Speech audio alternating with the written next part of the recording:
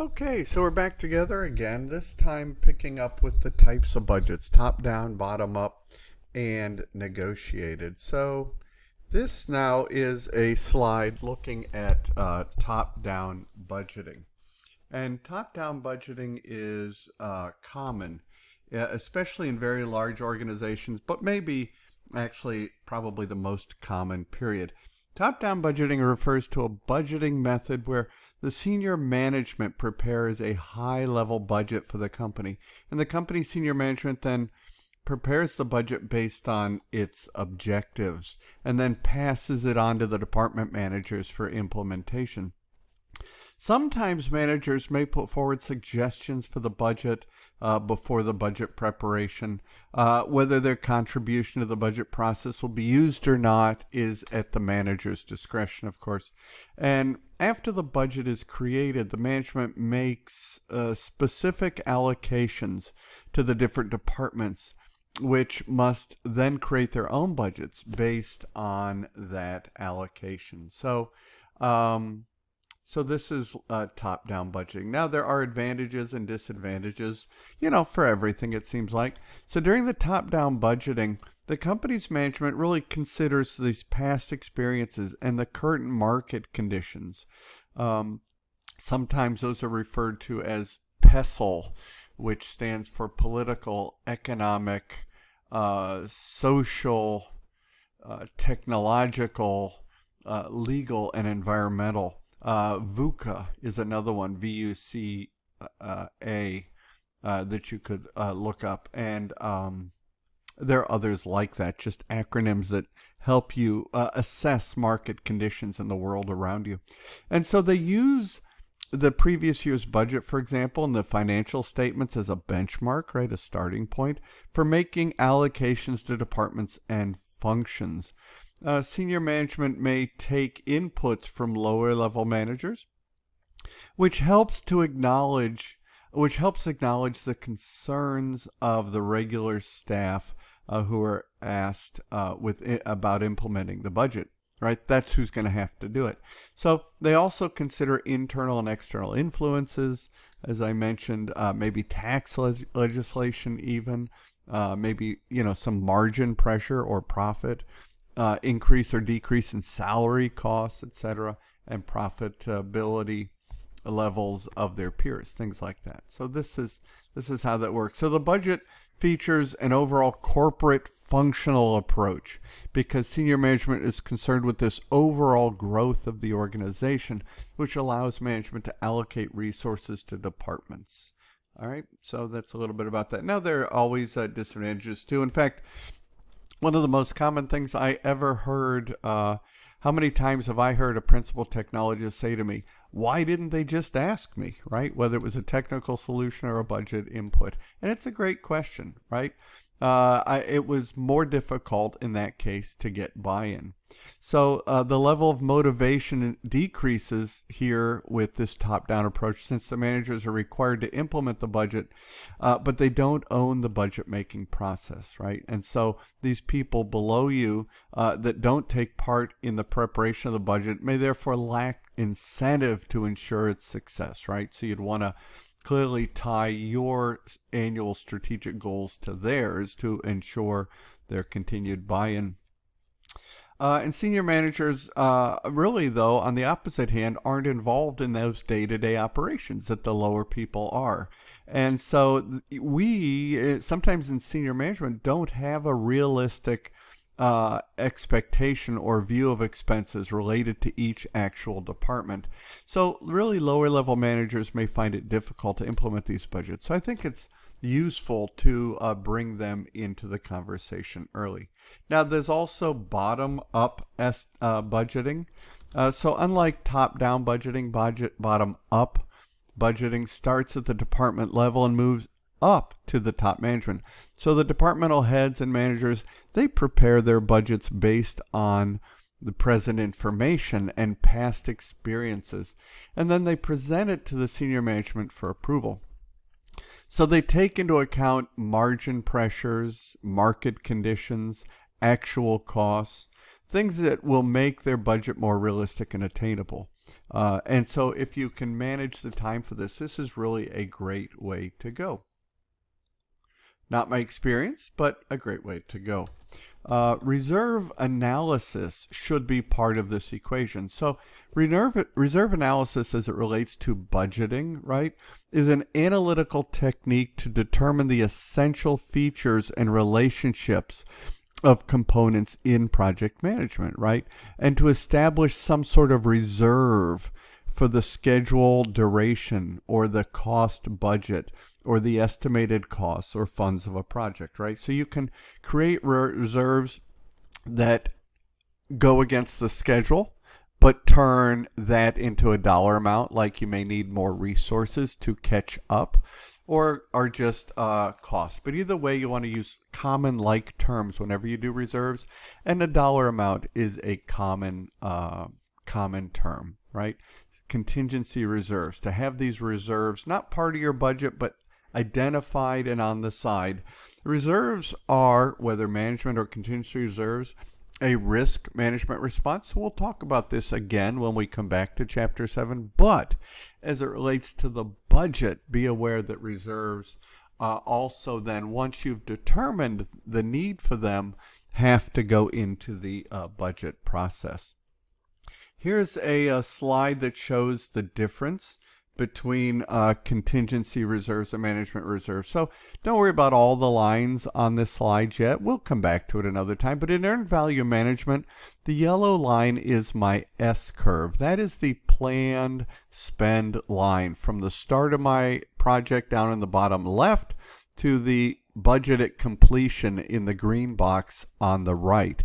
That's where my project should end, on time, on schedule, on cost. Now, above that, I have contingency reserves, and those are for risks called known unknowns. I've identified the risk, that's the known, because it's a risk, its definition is an uncertainty. I don't know if it will execute. So for example, if I'm building a house in South Carolina in August, I've planned against the risk of a hurricane. I just don't know if we'll have a hurricane, right? And management reserves are for unknown unknowns. I did not identify the risk, and so I did not see it coming. Those are unknown risks, and I have to go to management and request more money. I really try to avoid that. So that's kind of a little bit about contingency. I wanted you to see it in a picture where that really sat in terms of your budget. So your actual cost baseline is that yellow line that ends up budget at completion. You will have funds for contingency reserves. The project manager manages that, and you'd have to go ask management for management reserves, referring to unknown unknowns. Okay? All right. So there are advantages to all of these, right? There are four major principles associated with project reserves, really.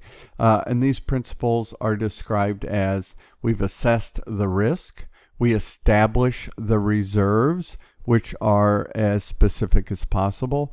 We determine project cost estimates to support those reserves, and we assign specific reserve responsibility to an individual who will look for triggers and monitor it. Okay? And of course, like anything, there are disadvantages. Sometimes people overstate the budget. No way, it doesn't happen. Yes, it does. Okay. And this, of course, in project management is something we're always looking to stop. We do not pad. Padding is bad. And that's why management, because people overstate, tend to cut. There was a good book by Eliyahu Goldratt called Critical Chain, where he addresses some of these issues. You may want to pick it up on the side after this course and read it. Then the other thing we could do is we could work element costing, right? That's also an opportunity for us.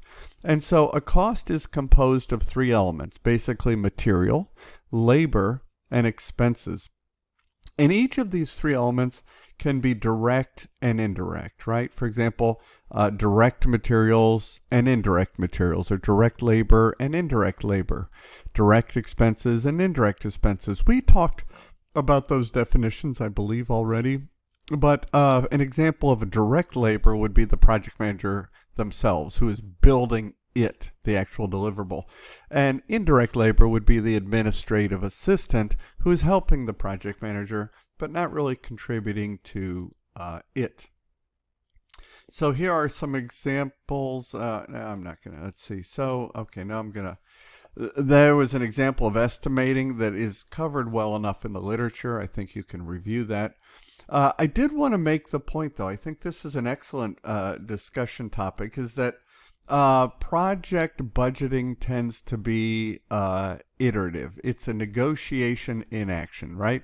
Iterative just means to repeat or do it again, right? And the iterative process is a combination of really top-down and bottom-up budget building. There is a higher level top-down and a lower level bottom-up that is going to participate. And these two estimations are then compared, negotiated, and reconciled. It's a great approach. And so I like this approach, but my experience has not been that most budgeting approaches follow this path. It takes time, and sometimes companies are just too big or too complex. Now, there are opposing views of the superior and subordinate. So on the left-hand side, the curve you see, and this is discussed in the literature, you see the figures referenced. On the left-hand side, that's called a sigmoid curve. And that's really that S curve, that yellow curve we saw just a few slides back. That's my budgeting curve, right? And this is a function of this is a mathematical function having characteristics of an S-shaped curve, or a sigmoid curve, right, as it's called. And so the S curve is a population growth curve that shows the initial rapid growth, this sort of as opposed to a J curve, right, which is a population growth curve demonstrating exponential growth. I think you want your project to look more like a sigmoid curve is a good budgeting approach. Now, another topic is activity budgeting versus program budgeting, right? So organizations are used to budgeting and collecting data by activity. So my schedule will have multiple activities, and it's easier to budget in that regard, right? People like to push it down to that level. And these activities correspond basically to just line items like phone costs, utility costs, direct labor costs. And those are all important. But projects really need to accumulate data and control expenses differently, right? And so we want to roll things up, aggregate them into some program budget where we can take advantage of efficiencies by managing them together. So I think there is an important distinction that can be made there. This slide shows from the text a typical monthly budget. I like it. It's not bad. I would add one more column to it, though.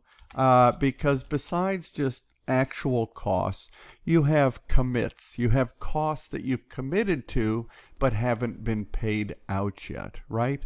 So I would add that. I would add actual costs and commits and then compare that to my budget. That's would be my recommendation there. Here's a budget view broken down by month and task, right? It's a good way to do it. I think it's self-explanatory and the text treats it a little bit. So I'm going to stop there. We're going to come back with improving the process of cost estimation for our final portion of this time this week.